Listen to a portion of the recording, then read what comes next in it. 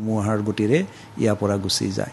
এয়াই হ'ল জুবিন গাৰ্গৰ বি বৰুৱা কলেজৰ প্ৰতি থকা এটা আকৰ্ষণ, মৰম, আৰু সেইখিনি স্মৃতি আমাৰ মাজত সদায়ে থাকিব। কিছুদিন পূৰ্বে আহি আপোনালোকৰ ইয়াতে এক অনুষ্ঠানত কৈছে যে মোৰ মৃত্যু হ'লে এই গানটো বজাবা মায়াবিনী। আজি ছাত্ৰসকলে, ছাত্ৰীসকলে সকলোৱে সেই গানটোৰে স্মৰণ কৰিছে। আজি সঁচা ক'বলৈ গ'লে ছাত্ৰীসকল নিৰ্বাক হৈছে, কিন্তু শ্ৰদ্ধা জনাবৰ কাৰণে ছাত্ৰ ছাত্ৰীসকল আগবাঢ়ি আহিছে। আমি ইতিমধ্যে বিভিন্ন কৰ্তৃপক্ষক আহ্বান জনাইছোঁ যে যদি সম্ভৱ হয় অহাকালি জুবিন গাৰ্গক আমাৰ মহাবিদ্যালয়লৈ অনাৰ ব্যৱস্থা কৰিম।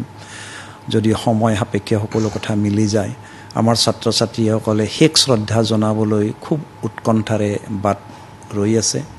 অহাকালি হয়তো আমি বিভিন্ন ধৰণৰ পদক্ষেপ ল'ম জুবিন গাৰ্গৰ স্মৃতিত।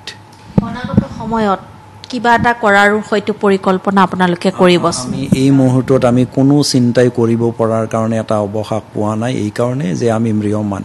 কিন্তু আমি নিশ্চয়কৈ ভাবিম যে জুবিন গাৰ্গ সম্পৰ্কে বি বৰুৱা কলেজে কি ধৰণৰ পদক্ষেপ ল'বলৈ জুবিন গাৰ্গ আমাৰ মাজত স্থায়ী হৈ থাকিব, আমাৰ প্ৰজন্মই তেওঁক সোঁৱৰি থাকিব, তেনেধৰণৰ পদক্ষেপ ল'বলৈ আমি নিশ্চয়কৈ চিন্তা চৰ্চা কৰিম অনাগত দিনসমূহত।